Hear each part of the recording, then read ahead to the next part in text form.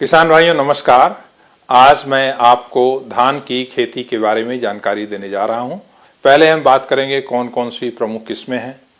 कम अवधि में पककर तैयार होने वाली किस्मों की बात करें जो 120 से 125 दिन के अंदर पककर तैयार हो जाती हैं, तो उनमें पूसा बासमती 1509 आप बहुत अच्छी तरह से परिचित हैं, पूसा बासमती 1692 और पिछले वर्ष विकसित किस्म पूसा बासमती 1847 शामिल हैं। पूसा बासमती 1847 1509 का सुधार करके बनाई गई है और इसके अंदर पत्ती का झुलसा और झोंका रोग नहीं लगता है। आप अच्छी तरह से परिचित हैं। किस्म की पैदावार बहुत अच्छी, पिछले वर्ष जो भी किसान इसे लगाए थे करीब 25 से लेकर के 28 से 30 क्विंटल प्रति एकड़ की पैदावार 1847 की आई है। तना बिल्कुल मजबूत होता है, गिरता नहीं है और पत्ती का झुलसा और झोंका रोग बिल्कुल नहीं लगता है, जिससे दवा के ऊपर जो खर्च प्रति एकड़ करीब 2000 से 3000 रुपये आता था उसकी बचत होगी। इसके बाद हम दूसरी श्रेणी में आने वाली किस्में जो करीब 140 से 145 दिन के अंदर पककर तैयार होती हैं, उसमें पूसा बासमती 1121, पूसा बासमती 1718 और पूसा बासमती 1885 शामिल हैं। पूसा बासमती 1718 उधरा हुआ रूप है पूसा बासमती 1121 का, जिसके अंदर पत्ती का झुलसा रोग नहीं लगता है। उसी तरह से पूसा बासमती 1885 भी 1121 का सुधार करके बनाई गई है, इसमें पत्ती का झुलसा और झोंका रोग नहीं लगता है। तीसरी श्रेणी है उन किस्मों की जिनको पककर तैयार होने में करीब 155 से 160 दिन का समय लगता है। इसमें पूसा बासमती 1401, जिसको हम पूसा बासमती 6 के नाम से भी जानते हैं, और इसी का सुधरा हुआ रूप पूसा बासमती 1886 है, जिसमें पत्ती का झुलसा और झोंका रोग बिल्कुल नहीं लगता है। तो ये प्रमुख किस्में हैं जिनके बारे में मैं आपको बताना चाहता था। इसके अतिरिक्त मुच्छल की श्रेणी में पूसा बासमती 1637 आती है, जिसके अंदर झोंका रोग बिल्कुल नहीं लगता है। मुझे उम्मीद है कि आप लोगों ने इसका बीज प्राप्त कर लिया होगा और अब आप नर्सरी लगाने की तैयारी कर रहे होंगे, या अगर धान की सीधी बिजाई करनी है तो उसके लिए भी आप तैयार हो रहे होंगे। ये सही समय है जब मैं आपको थोड़ी जानकारी देना चाहता हूं। अगर धान की सीधी बिजाई आप कर रहे हैं तो क्या क्या सावधानियां आपको बरतनी चाहिए। जैसा कि आप जानते हैं, जब हम धान की सीधी बिजाई करते हैं तो इसमें पानी की करीब 30 से 35% बचत होती है। उसी तरह से धान की रोपाई में प्रति एकड़ जो 3000 रुपये से 4000 रुपये का खर्चा आता है उसकी भी बचत होती है, और साथ ही साथ जो ग्रीन हाउस गैस का उत्सर्जन होता है उसमें भी करीब 35% की कमी आती है। लेकिन धान की सीधी बिजाई में क्या क्या सावधानियां हमें बरतनी चाहिए, क्या क्या समस्याएं आती हैं, उसके बारे में थोड़ी सी मैं चर्चा करना चाहूँगा। सबसे बड़ी समस्या आती है धान की सीधी बिजाई में खरपतवार के नियंत्रण की।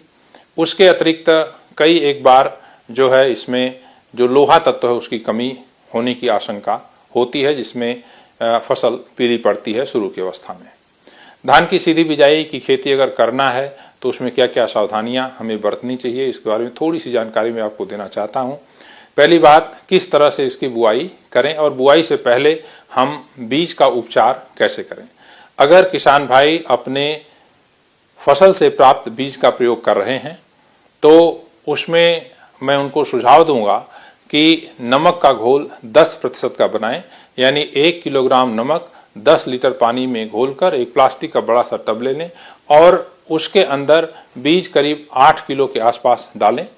जो हल्के बीज हैं वो ऊपर तैरने लगेंगे और जो भारी बीज हैं वो नीचे बैठ जाएंगे।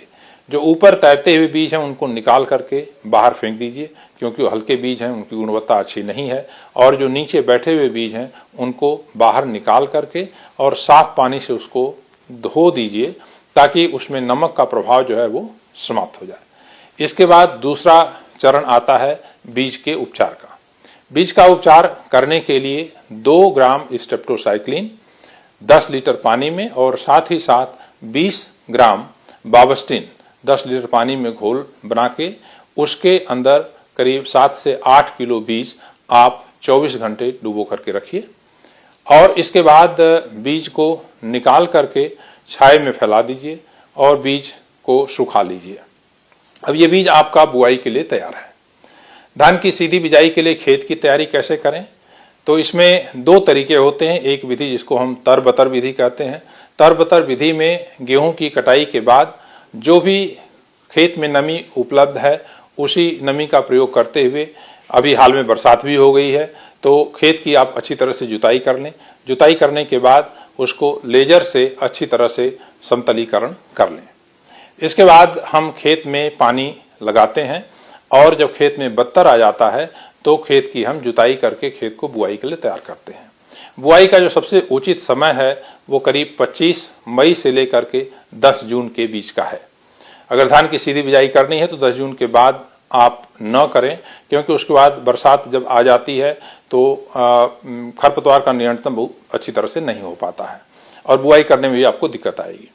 तो जैसा कि मैंने बताया, आप खेत में पानी लगाइए, बत्तर आ जाने के बाद उसकी जुताई करके और फिर हल्का सा पाटा लगा दीजिए। फिर उसके बाद सीड ड्रिल के द्वारा, लकी ड्रिल जो आता है उसमें कूंड से कूंड की दूरी करीब 8 इंच के आसपास होती है और बीज की गहराई जो बुआई के समय हमको रखना है 1 से 1.5 इंच की रखना है। बुआई कंप्लीट होने के बाद हम तुरंत जो है एक दवा आती है पेंडिमिथिलिन, करीब करीब 1200 से लेकर के 1500 मिलीलीटर दवा 200 लीटर पानी में घोल करके 1 एकड़ में इसका छिड़काव करिए। तो ये प्री इमरजेंस हर्बिसाइड है जो खरपतवार जो ही आएगा इसके संपर्क में आते ही खरपतवार नष्ट हो जाएगा।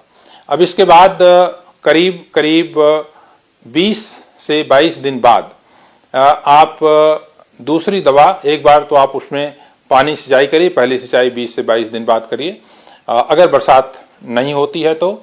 और इसके बाद फिर नामनी गोल्ड या बिस्पेरिवैक्स सोडियम जो दवा आती है उसका आप छिड़काव करें तो इससे जो खरपतवार हैं वो समाप्त हो जाएंगे।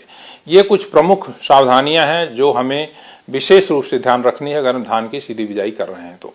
तरबतर विधि के अलावा आप पहले खेत में धान की सीधी बिजाई कर सकते हैं, उसके बाद खेत में पानी लगा सकते हैं और उसके बाद भी आप जो है उसी तरह से दवा का छिड़काव जो पेंडिमिथिलिन है और बिस्पेरिवैक्स सोडियम आवश्यकता अनुसार करें।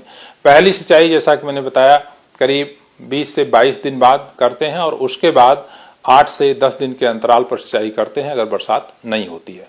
एक विशेष ध्यान आप रखें कि बुआई के तुरंत बाद अगर बरसात हो जाती है तो एक पपड़ी बनने की संभावना हो जाती है, उसमें अंकुरण में कई बार दिक्कत आती है और ऐसी स्थिति बनती है तो उस समय आप खेत में हल्की सिंचाई कर दें तो अंकुरण अच्छी तरह से हो जाएगा। ये कुछ प्रमुख बातें थीं जो कि धान की सीधी बिजाई के संदर्भ में मैं आपसे साझा करना चाहता था और रोपाई के लिए पौध की तैयारी किस प्रकार से करें उसको हम अगले अंक में आपके साथ चर्चा करेंगे। बहुत बहुत धन्यवाद।